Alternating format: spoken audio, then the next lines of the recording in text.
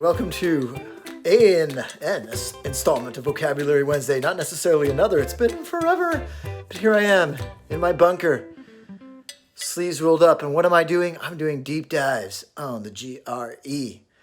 What I mean by that is I've been going through lots of practice tests, official practice tests recently, as we kind of revamp our Magoosh product. And I've done this before, obviously, go through tests, but I've really dug deeply, and I've seen some interesting things this time around. So I've kind of emerging from the trenches to report to you what I found in terms of vocabulary. Vocabulary that the test just really likes, and it just keeps coming up. I don't even really know why.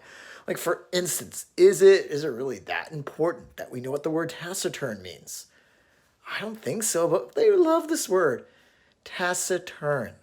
Someone who's taciturn is like habitually quiet. They don't say much. They're reserved. And there's really not much you could do with that word.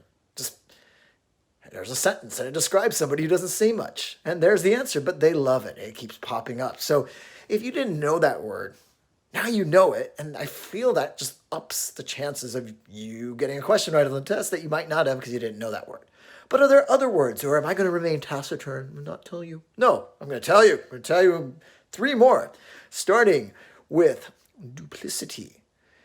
Now, this word's interesting. When I think of duplicity, I think of duplicate. And it's not that common of a word, so to think it means duplicate is not that crazy because it starts with like dupla. It must mean duplicate, make double of or triple of, but it doesn't mean that.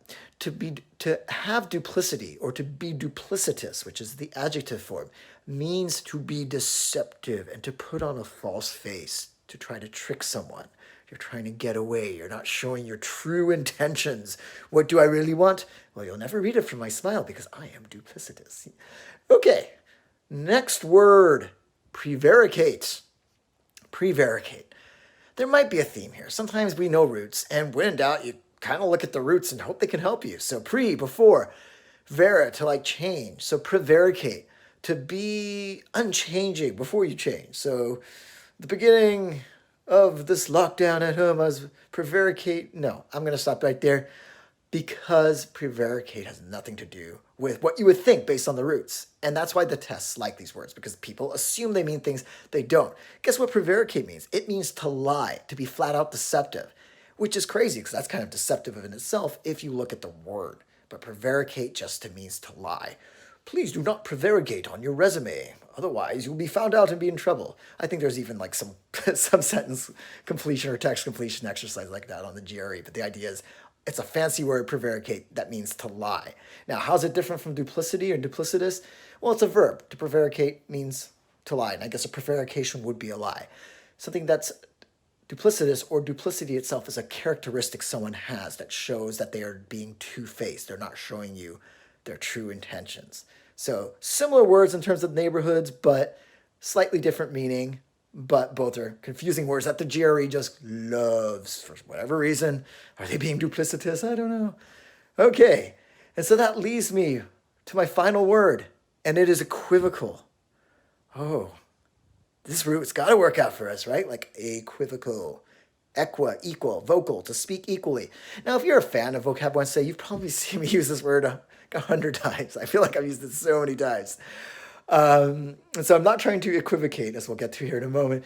But when I saw that this word kept coming up in the test, I thought to myself, I could mention it in this video, or I could just choose another word that's also kind of frequent. But the fact that it comes up that often and the test seems to love this, and the fact that you might not have seen these other videos that I mentioned the word equivocal or its verb form equivocate made me realize that, hey, I need to put this back into today's video. So to cut to the chase, to be equivocal is to be vague, to not be clear. The results of the study were equivocal. That means, they gave us unclear, mixed, or muddied results. That's just one context. Or he said something that was equivocal. We don't know exactly what he said. That would be another example. Now, to equivocate means to speak in this way, and sometimes to do it deceptively, not to speak directly. So if I were to ask someone a direct question, and they were being duplicitous, and they wanted to prevaricate, but they didn't want to prevaricate outright, and they certainly weren't taciturn, then what would they do? They would equivocate. They would give me an answer that sounds, like, where were you last night on this the night of the heinous crime. Well, actually, nighttime is interesting because when does one actually define night? Because is evening really technically speaking night? I don't know. What do you think? That's equivocating. I was being equivocal. And so you can see that the deceptive element there. It's not a flat out lie, but you're kind of beating around the bush. So equivocal as adjective means to be unclear. To equivocate means to be unclear on purpose by beating around the bush. Now, hopefully I haven't equivocated and I'm not being equivocal on all those fun words that I just showed you or told you. But the key here is that you remember them so you can just whip them out in a snap if you see them test day, which probably will. And I will see you next time.